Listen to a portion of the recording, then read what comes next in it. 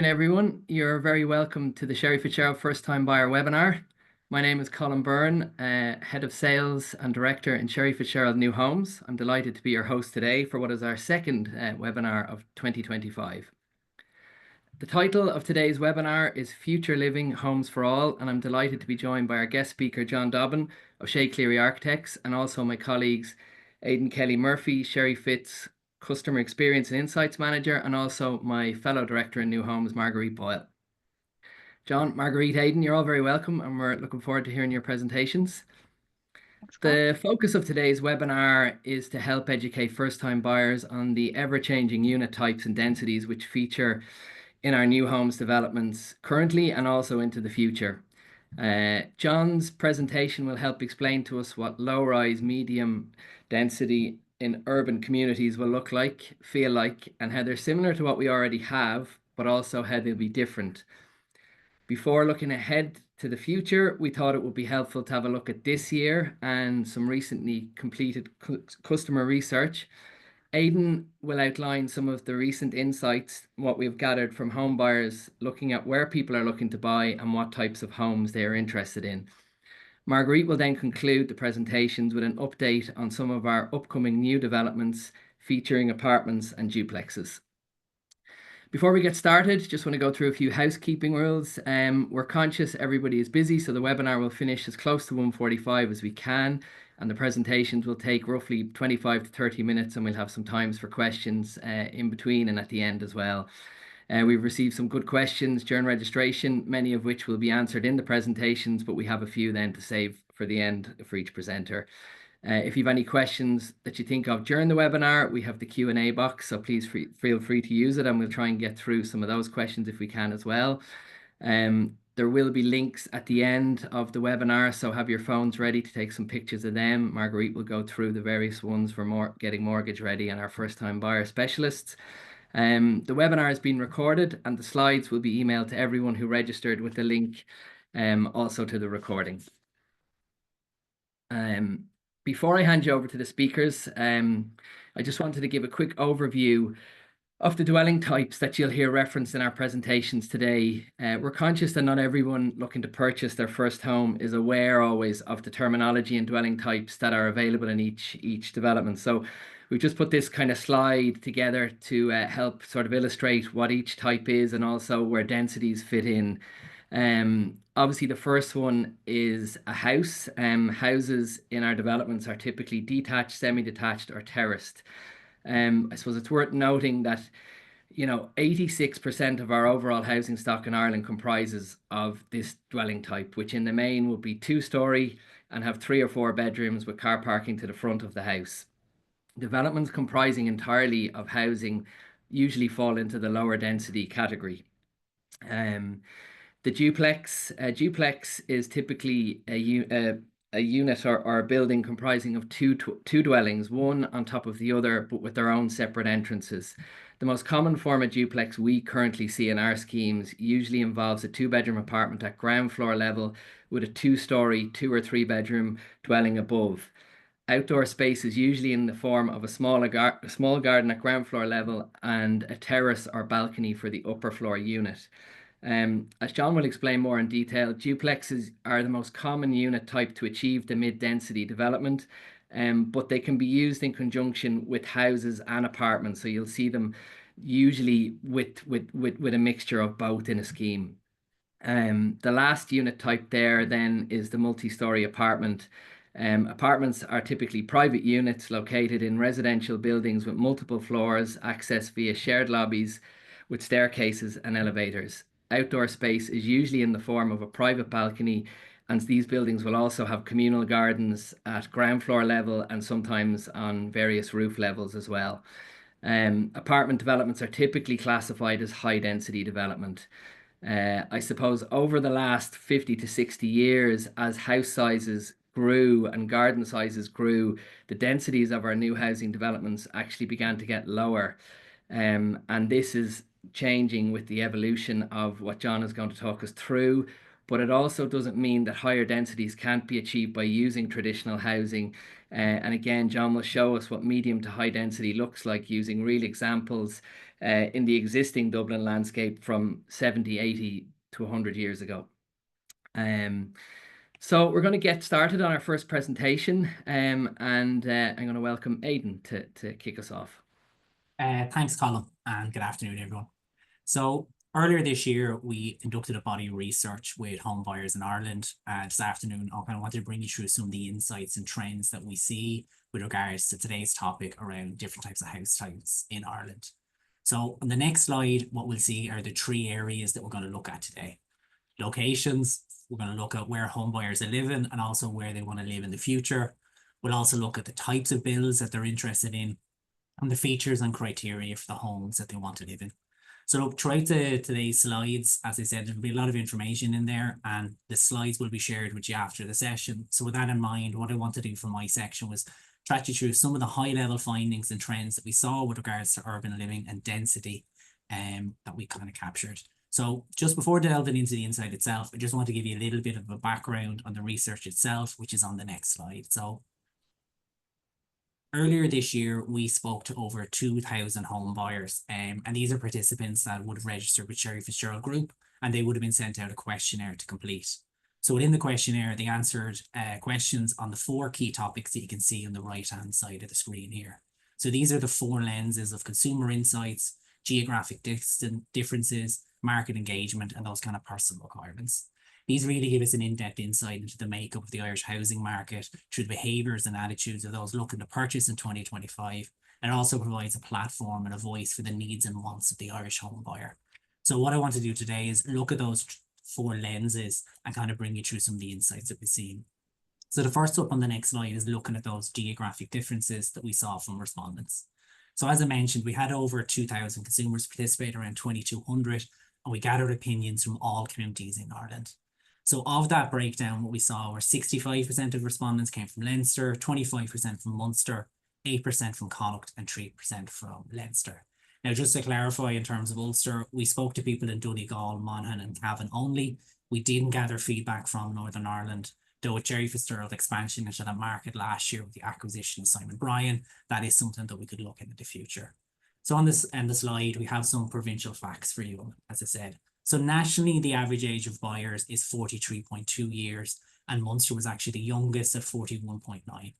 Connacht just pipped Ulster to be the oldest at 45 years, and Ulster's buyers have also been those that are searching the longest at 12.8 months, and Leinster's are searching the shortest amount at 9.5. So as well as kind of asking participants in the research where they lived, we also asked them where they wanted to live. So 95% of respondents from Leinster indicated that they would like to live within that province, 94% from Munster, 86% for Connacht, and 62% for Ulster.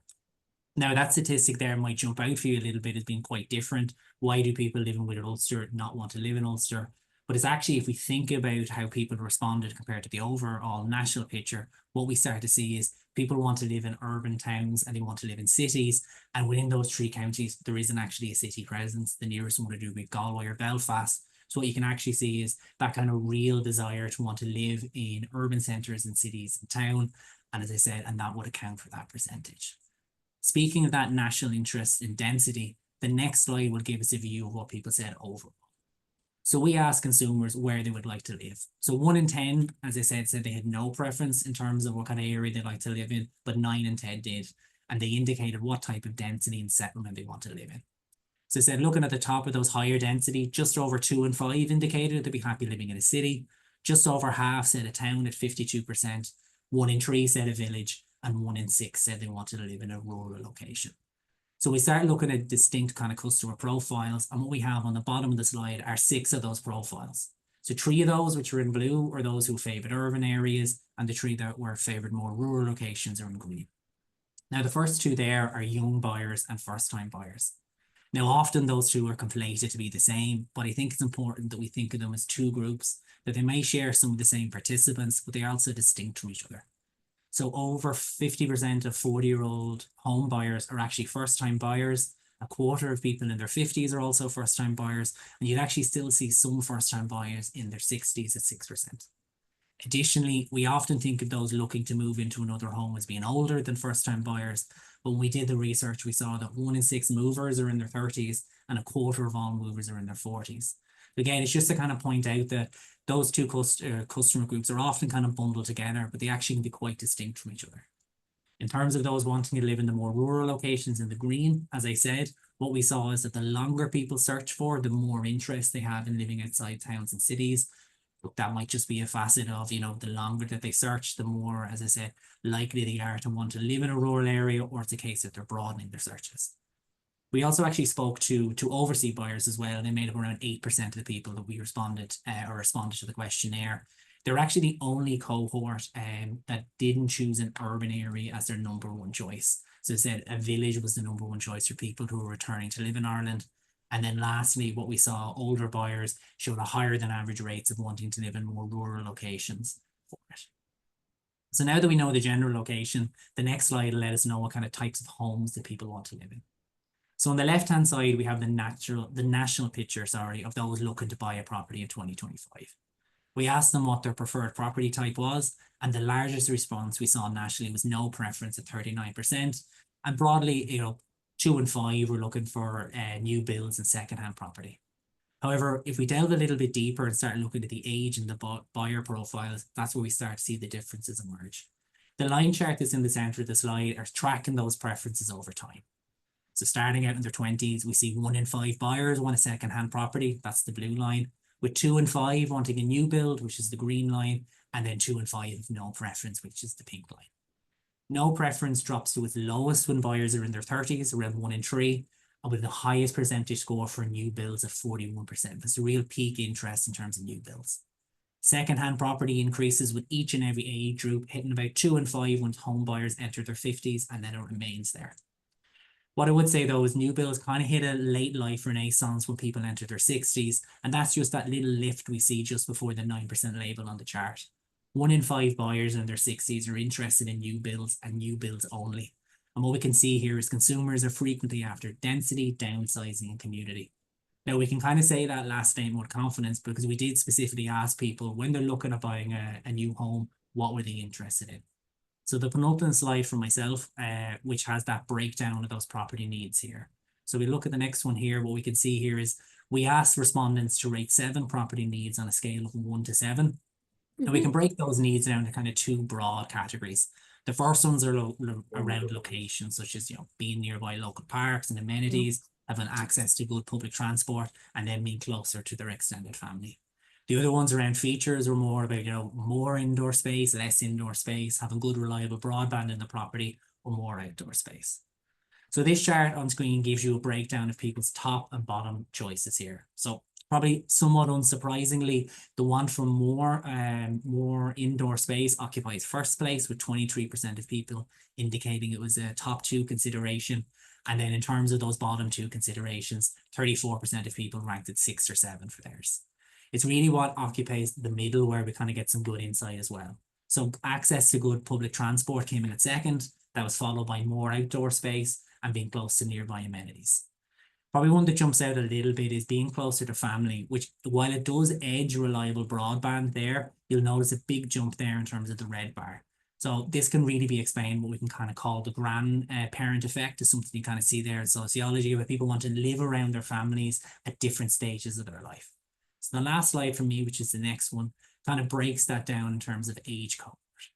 So the previous chart was at aggregate national level, and here what we've done is we've broken that out into specific age cohorts, with the things that they show a higher or lower interest compared to the overall home buyers.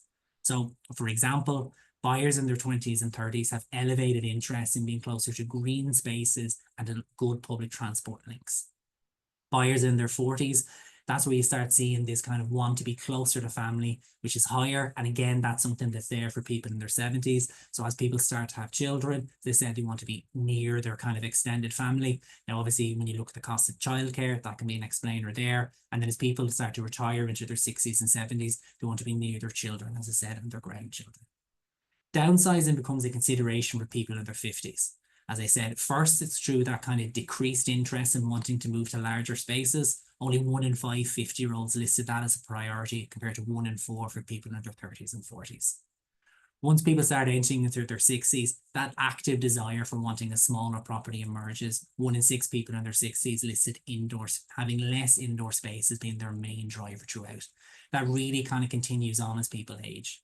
I think it's really important when we think about these kind of the densities and the buildings of our cities, that understanding of these types of developments will reach out and touch on different kind of stages and interests that people have as they age and stuff like that. So as we build out the cities of the future, making sure that we touch on all of those needs will be really, really important. Now, I appreciate there's a lot of information, there's slides, and as Colin mentioned earlier, we'll be sharing those out. If anyone has any questions, as I said, please feel free to email us. It's cx@cherryfits.ie, and we can respond to any question you guys have. Some really interesting data there. I suppose when you talk about the future of housing, it's interesting to see that while this is a first-time buyer webinar, that interest in new homes again peaks for the people looking to downsize. But I suppose again, as we're dealing with first-time buyers predominantly on this, did you find that the first-time buyers that responded to the survey, were they aware of the various schemes that are available to help with their purchase? Well, we asked first-time buyers around those kind of, the three main schemes: first-time buyers, Help to Buy, and then any kind of refurbishment if they're interested in second-hand dwelling.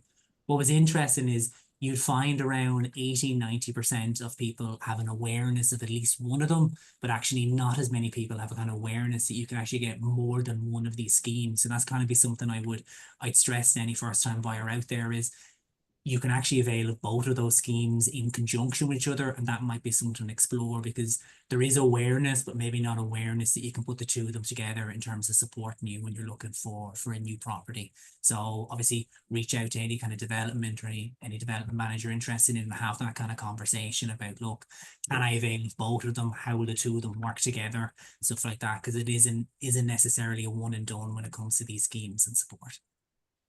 Absolutely, and Marguerite will be able to, I suppose, point people in that direction, because it's very worthwhile doing all your research to ensure that you know exactly what you can and can't use together to help in every situation. So, thanks, Aidan. Thank you very much for that. So we're going to move on to John's presentation now, looking at the future of new developments.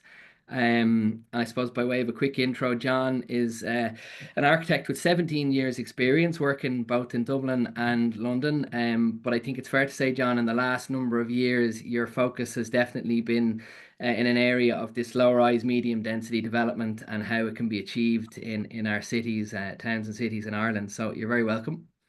Thank you very much. Good afternoon, everybody. It's nice to be able to talk to everybody. Yeah, so I'm going to try and give you a slightly different overview from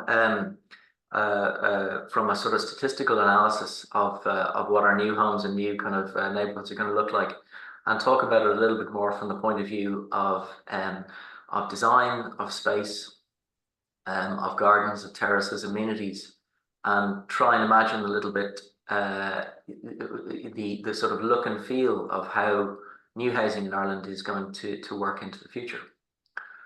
So we might move on to the next slide there. So, I mean, it's quite difficult to imagine, if you're not kind of involved in the property business, what different terminologies for housing mean, and we did touch on that a little bit earlier in the presentation. But there's sort of great need, and there's an awareness, I think, that there's a great sort of impetus for the need to occupy land in a much more efficient way. And this is largely to do with sustainability. It's largely to do with providing better insulated homes, more airtightness to them, so that our homes kind of perform in a much better way, and using higher technology to get higher performance in our homes. And whether that sort of refers to energy efficiency, whether it refers to space standards, and whether it refers to just giving people and places a really appropriate quality of life into the future. So if we might move on to the next slide. And I'm going to be talking about a few projects that we've been talking about, and we've been in part designing and in part realising in practice, that are working with new guidance and new regulations in order to provide essentially more homes of a better standard, and in many ways of a more appropriate kind for the kind of market in Ireland than we have necessarily had heretofore to this point, where there has been quite a distinct divide between housing, as in houses, as we said, are fairly typical two-story pitched roof houses, and apartments, as are kind of demonstrated in this picture on the screen here, where you've got, in many ways, fairly traditional Irish two-story housing next to larger apartment blocks. But there is another form of housing which is kind of represented by the buildings in the middle of the block, which sort of mediate between those two types. And I'm going to talk a little bit about how it is different, how that form of housing is the same, and how we're likely to see these changes implemented over the next number of years. And a lot of this is being advanced, I suppose, by changes in legislation that the government is bringing through, both from the point of view of trying to deliver and accelerate the delivery of new homes, and also to make sure that the homes that we're building are of a much higher sustainability standard than they have been to date. And that encompasses a number of different things. It encompasses not only what we make our buildings out of and how well we build them, but it also very largely relates to where we build them. Because a lot of, whilst buildings take up a huge amount of our carbon budget in Ireland, it's also very highly related to things like transport and being close to where we want to work, rest and play, which makes a big difference to sustainability. So I said earlier that in the context of Ireland, we have had a tradition of largely single dwellings providing the vast majority of our housing needs over a long period, and these have been of different types, whether it's Georgian or Victorian or into modern housing. And the situation that we have at the moment, if you look on the left-hand side, representing the single dwellings, but moving over to the right-hand side, high-rise apartments which are driving density, more people on one particular piece of land. And often what we're finding now, particularly in the suburbs where residential values are quite high, is that we're often getting higher rise apartments being built fairly close to traditional single dwelling, 2- and 3-story single dwelling housing. But it's very important to realise that we're making that jump at the moment, but there is a whole medium type of density of housing, which really is not very much exploited in Ireland, except in a few very particular pockets, particularly unusually in Victorian housing. And I'll speak about that now in a few minutes.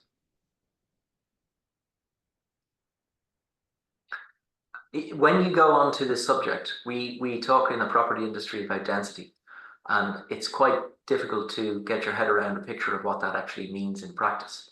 So density really is a measure of how many people can comfortably be accommodated on a given piece of land, while providing great amenity, while providing parks, schools, outdoor spaces, and really high quality living units.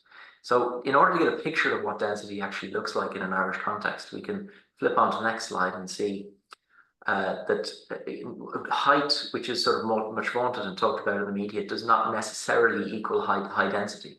And you've got 3 examples of that working left to right. You've got a high-rise building, you've got traditional very low-rise development in the centre, and then a kind of hybrid of the two on the right-hand side. And actually, the density of all of these developments is about the same. It's about 75 units a hectare. The tall building is less dense because it needs much more space around it. The small buildings need much less ground space, but they can't accommodate so many people. So in an Irish context, and if we move on to the next slide, you might get a picture for the numbers of what this means if you went to a place like Dundrum, say for instance, or Castleknock.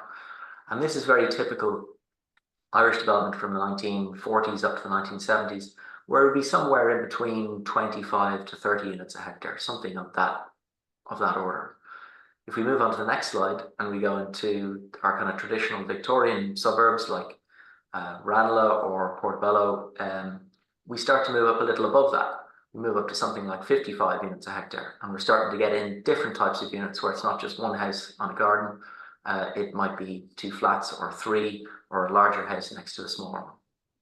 And if we move on to the next slide, a sort of modern housing development, which is very representative of this type, would be a fairly mid-height apartment building, this particular one in Dundrum, which is very representative of its type, a little bit higher density, about 85 units a hectare or something like that.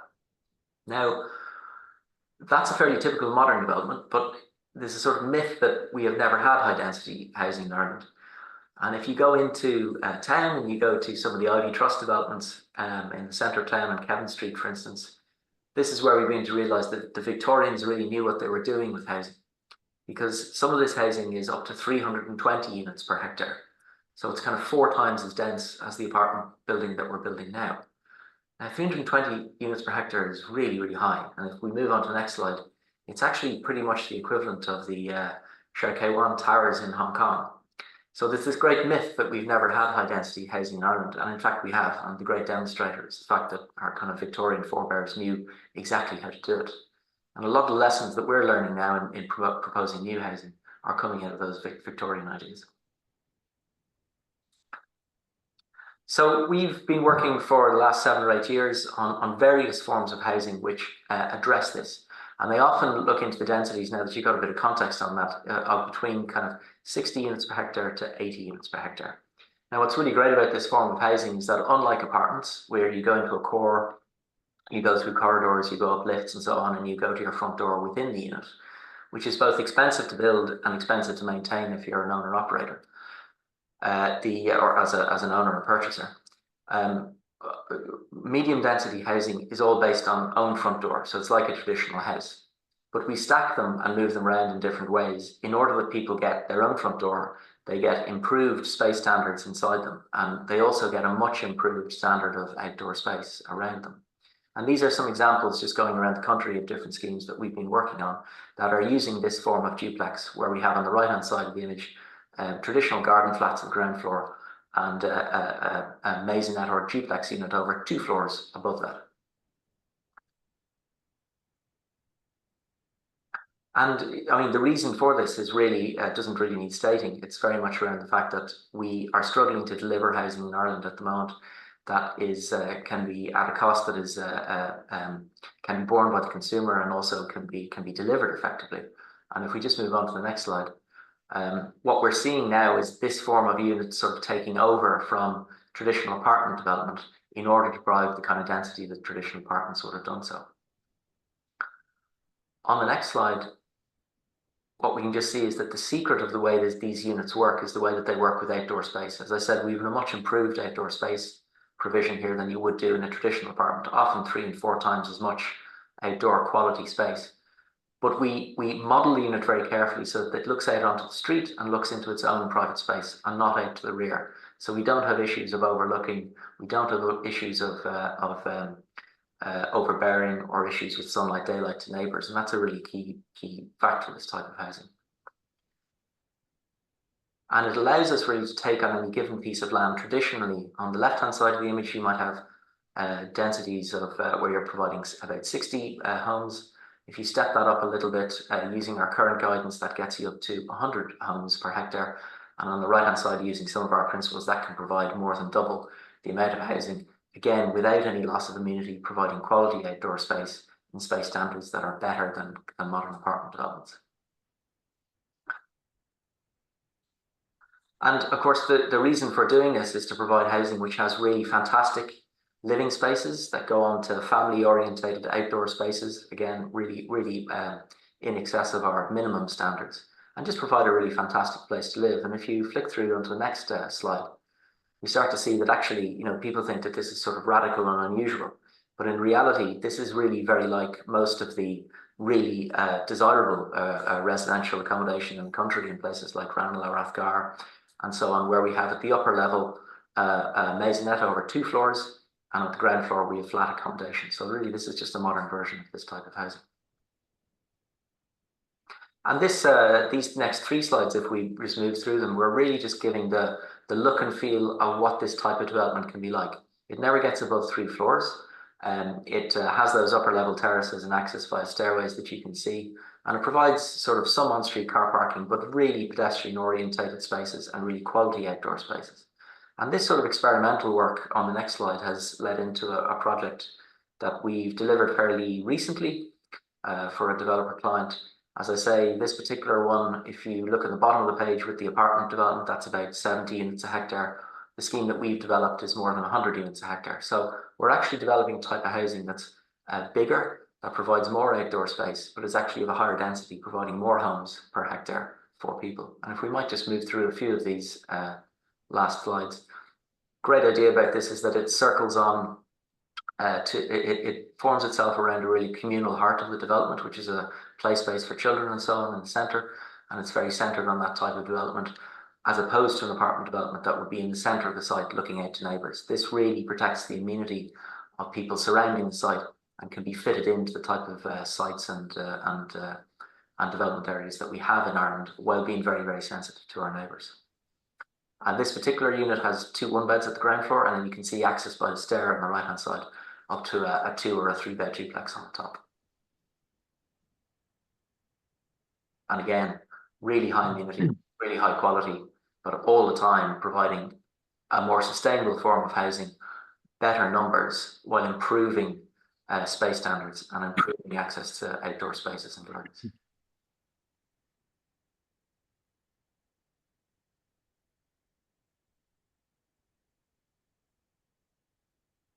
I couldn't resist the cocktail on the last photograph.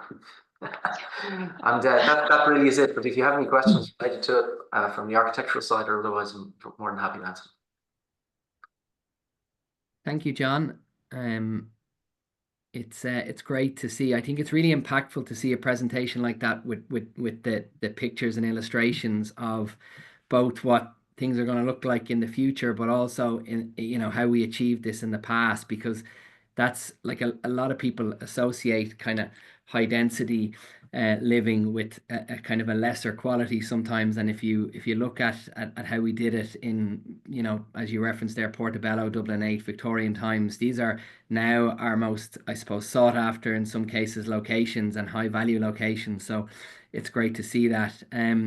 Just, I suppose you probably covered this off a little bit, but just some of the questions that have come in is kind of in terms of sizes. If someone is buying a duplex, they're asking the question, well, like what sort of size am I getting in comparison to the traditional house? Is it a smaller internal space? So internally, duplexes generally are larger sizes than traditional apartments. It depends obviously how many bed spaces, etc. you have, but the reason why that can happen is that the economics of a duplex are allow you to build a slightly bigger area than a traditional apartment building, and you can do that economically. So actually duplexes can be much better space standards. Good stuff.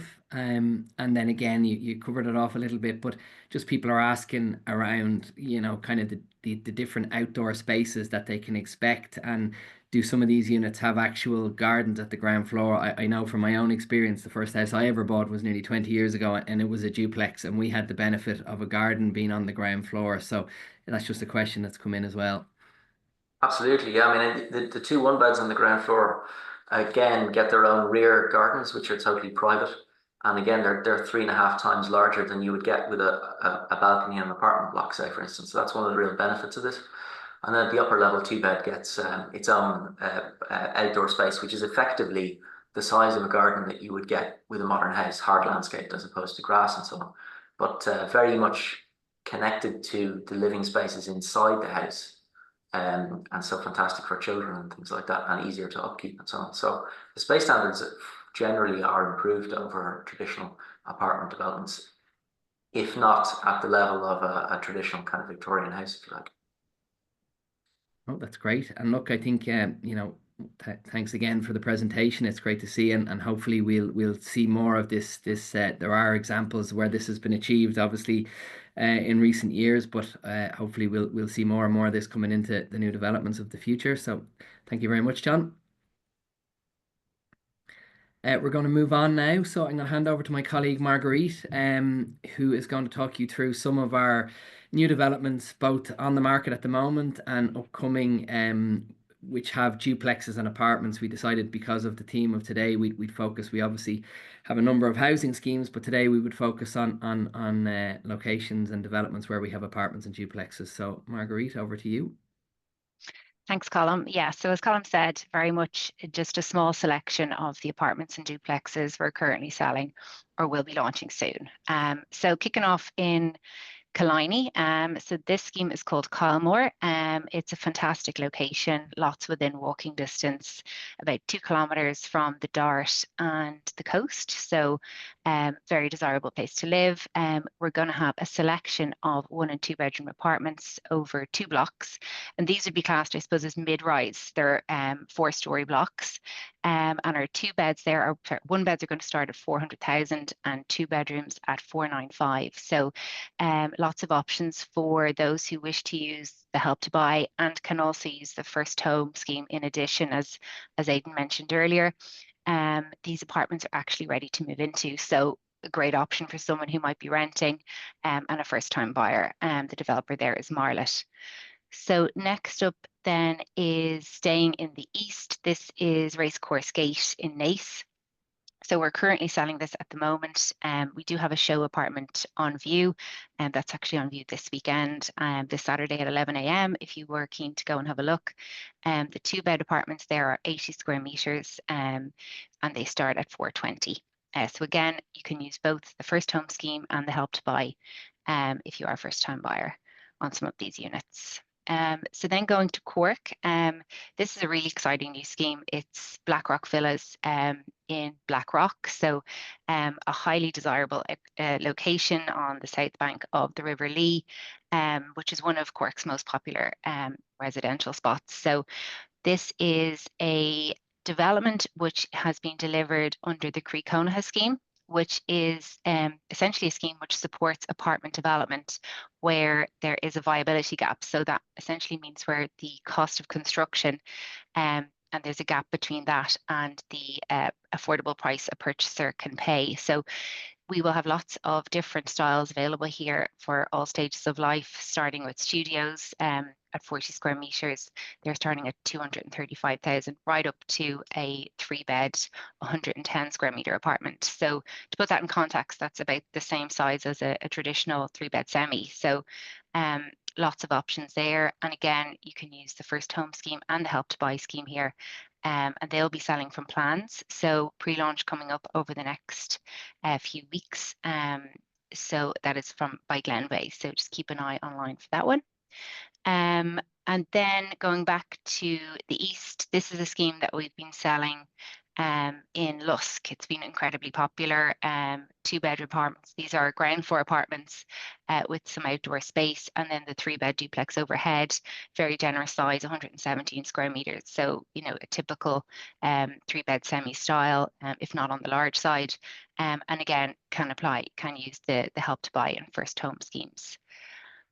So then just in terms of if you're starting out your search and you are interested in using the First Home scheme, we do have a very helpful calculator which you can use. So essentially just entering your requirements, it's very user friendly, and that will tell you whether you're eligible and what your monthly repayments would look like. And then if you were interested in looking for a new home based on your budget and your price, you can then look at our schemes on sherryfits.ie, and we do have buttons to show which ones are First Home scheme and which ones are Help to Buy eligible. So moving on there in terms of some other useful links, there's just some QR codes there if you did want to take a snap on your phone and have a look afterwards. So some useful links there to our First Home Buyer Hub, which has all the information we discussed today in terms of buying a home. The First Home scheme eligibility, Help to Buy link, the mortgage calculator as I discussed, and if you did want to apply for a mortgage, we could actually, there's a spot to do that as well through our mortgage advisors. So that rounds up the schemes we have. Come back to you, Colin. Thanks very much, Marguerite. I suppose a quick question just on that last slide. If you are a purchaser at the moment, we've got some questions coming through, but what mainly people are looking for is if you're a purchaser at the moment and you want to ensure that you're kept up to date and have the best possible chance of securing a unit at any of the launches, what would you recommend people do for that? Sure. So I think obviously register for schemes you see, but also give our First Home Buyer Help Desk a call. So we have Nicole and Leah on standby there to answer any of your questions, but also they can register your details for all of our schemes if you give your requirements and also give you any advice. So definitely pick up the phone, I think is the best thing to do, most efficient, and they'll be able to answer any questions you have and register you. And then just keep in touch even with the sales advisors as well on each scheme, as because we have a brand new launch, but then subsequent phases. So it's good to keep in touch when you're ready to buy. Absolutely. Yeah, that's super important, especially where some might be very popular. If you are in contact with the agent, you won't miss any updates, which we would generally send via email, but always good to stay in contact with the agent. Absolutely. Yeah, we have a question coming in here now. Can you register for schemes if you're still only pending a mortgage? So again, Absolutely. I think that's probably the best time to register, because you'll know then you'll have a bit of lead in time as to when the launch will be, and you'll be able to do a bit of shopping around in advance of the launch. So really get a feel for developments and local areas and that kind of thing. So yeah, absolutely. brilliant. Okay, thank you very much, Marguerite. We are approaching the end, so we're on time at the moment, which is great. I'd just like to close by thanking John, Aidan, Marguerite for their informative presentations today. I think it's a little bit of a departure from what we've done in recent webinars, but I think it's great to be able to inform people of the unit types and developments going forward. A reminder again that everybody who registered, you will be sent an email with the link to the presentation, which contains all the slides. And that's really it. All that's left for me to do is thank everybody who logged in today. Just a reminder to keep your eye on the Sherry Fitzgerald social media channels and also our website, sherryfitz.ie, for our next upcoming webinar in the next couple of months. And also, if you want to look back on any of the previous ones we've done, this is, I think, our 8th now in the overall series. So it's helpful to look back at all the helpful tips. So yes, thank you very much, and we'll leave it at that.